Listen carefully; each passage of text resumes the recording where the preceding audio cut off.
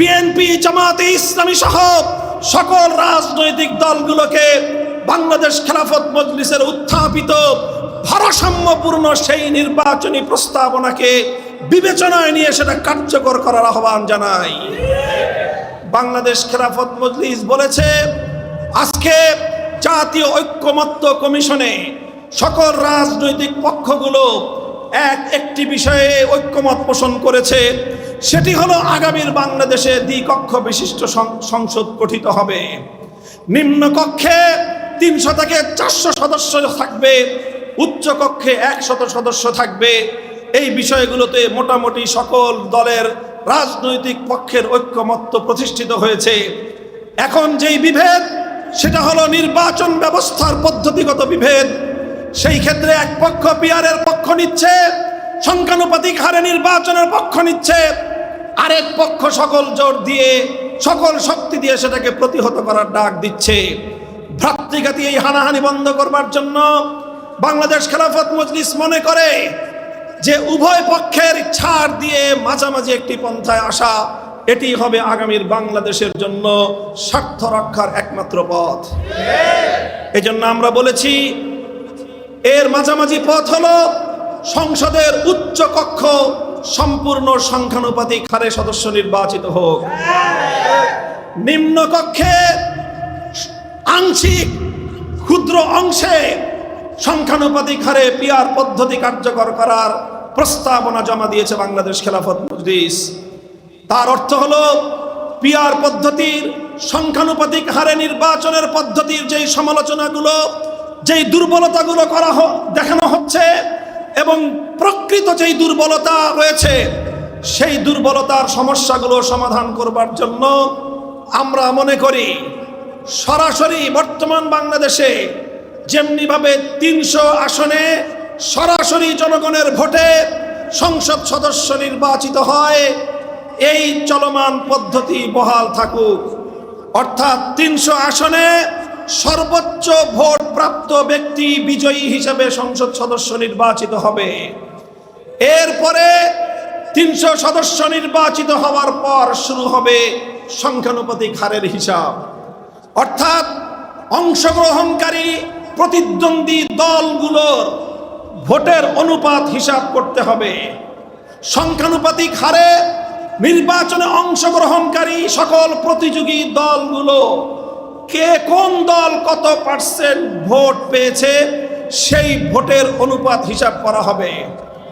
যারা যত অনুপাতে ভোট পেয়েছে হিসাব করতে হবে 300 আসনের মধ্যে নির্বাচিত সংসদ সদস্যদের মধ্যে আনুপাতিক হারে কোন দল কতটি সংসদীয় আসন লাভ করলো।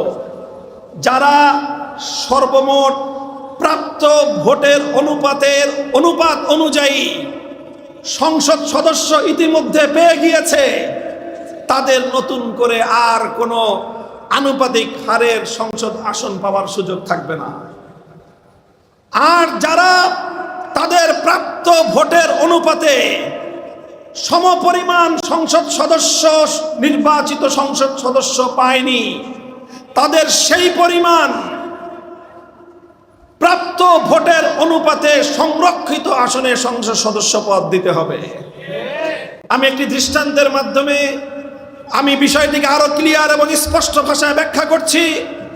ধরে নিন 300 আসনে নির্বাচন হলো, একটি দল 300 আসনের মধ্যে 150টি অর্থাৎ 50% তারা সংসদ সদস্য আসনে বিজয়ী হলো।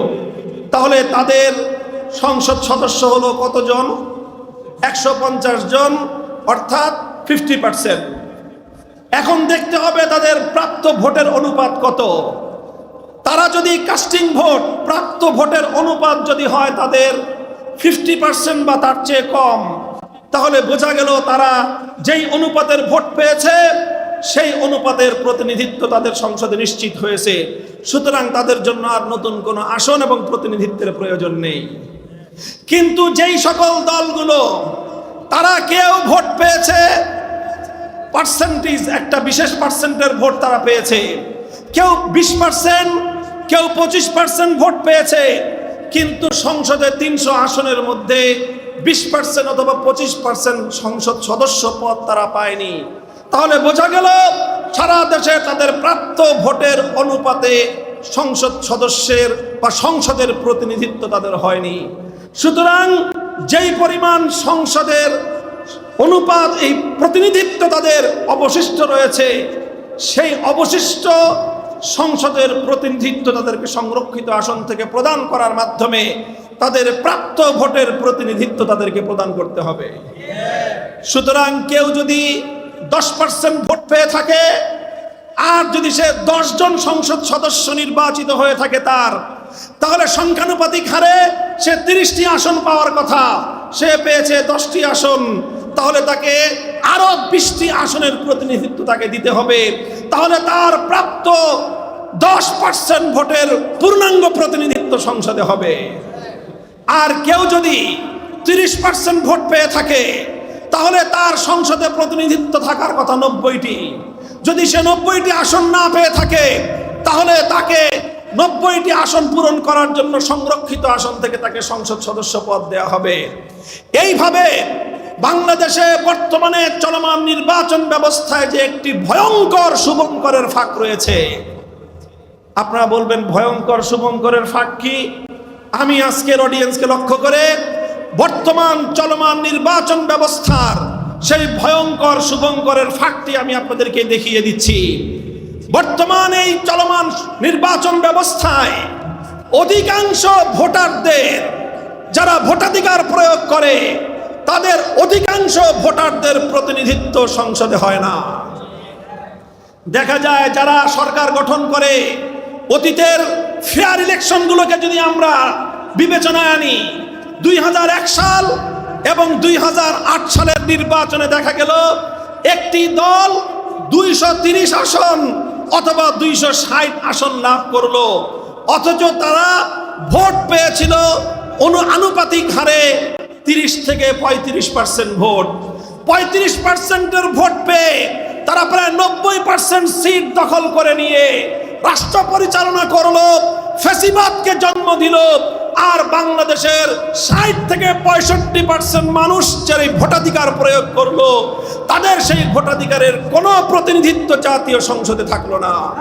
কাজে এই শুভঙ্করের ফাঁক বন্ধ করবার জন্য বাংলাদেশ খেলাফত মজলিসের উত্থাপিত এই প্রস্তাবনার আলোকে যদি আগামী দিনে নিম্নকক্ষে আংশিক পিআর পদ্ধতি কার্যকর করা হয়, একদিকে পিআর পদ্ধতির দুর্বলতার দিকগুলো থেকেও রাষ্ট্র রক্ষা পাবে, আরেকদিকে গোটা বাংলাদেশের ভোটাধিকার প্রয়োগকারী সকল মানুষের ভোটের প্রতিনিধিত্ব জাতীয় সংসদে নিশ্চিত হবে।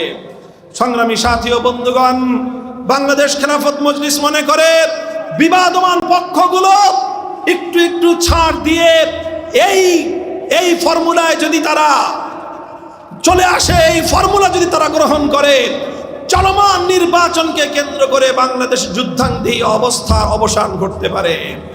সংগ্রামী সাথী ও বন্ধুগণ, সেই সাথে আমরা বলতে চাই, এই যে সংস্কার কার্যক্রম শুরু হয়েছে, এর অর্থবহ একটা সংস্কার পরিচালনা করা ছাড়া, সংস্কার সাধন করা ছাড়া, নির্বাচন ব্যবস্থায় চলমান দুর্বৃত্তায়নের পথ বন্ধ করা ছাড়া বাংলাদেশে জাতীয় নির্বাচন অনুষ্ঠিত হলে সেটা আবার নতুন করে ফ্যাসিবাদের জন্ম দিবে। এজন্য আমরা নির্বাচন ব্যবস্থার আমূল সংস্কারের দাবি তুলেছি। সেই সঙ্গে আমরা সংবিধানে বাংলাদেশের সৃষ্টির পর থেকে আজ পর্যন্ত এবং বাংলাদেশের সৃষ্টির পেছনের প্রেক্ষাপটকে বিবেচনা করে সংবিধানের মূল নীতিগুলোকে পুনর্বিন্যাস করবার আহ্বান জানিয়েছি। সেই জায়গায় আমরা পরিষ্কার বলেছি, আল্লাহর উপর অবিচল আস্থা এবং বিশ্বাস আবার সংবিধানে ফিরিয়ে আনতে হবে। ধর্মনিরপেক্ষতা নামক ভারতীয় পচামাল আবার ভারতকে ফেরত দিতে হবে। 1972 সালে তৎকালীন ভারতের প্রধানমন্ত্রী শ্রীমতী ইন্দিরা গান্ধীর প্রেসক্রিপশন অনুযায়ী শেখ মুজিবুর রহমান সাহেব বাংলাদেশের সংবিধানের মৌল 4 নীতির মধ্যে ভারতীয় নীতিগুলোকে প্রতিস্থাপনের মধ্য দিয়ে বাংলাদেশের স্বাধীনতাকে ভারত মাতার চরণতলে তিনি বলি দিয়েছিলেন। তার খেসারত আজও পর্যন্ত বাংলাদেশের মানুষকে গুনতে হচ্ছে। 24-এর বিপ্লবের পর বাংলাদেশ আর কোনদিন ভারতীয় আধিপত্যবাদ মেনে নেবে না। ভারতীয় গোলামীর জিঞ্জির আর কোনদিন এদেশের মানুষের গলায় পড়তে দেওয়া হবে না।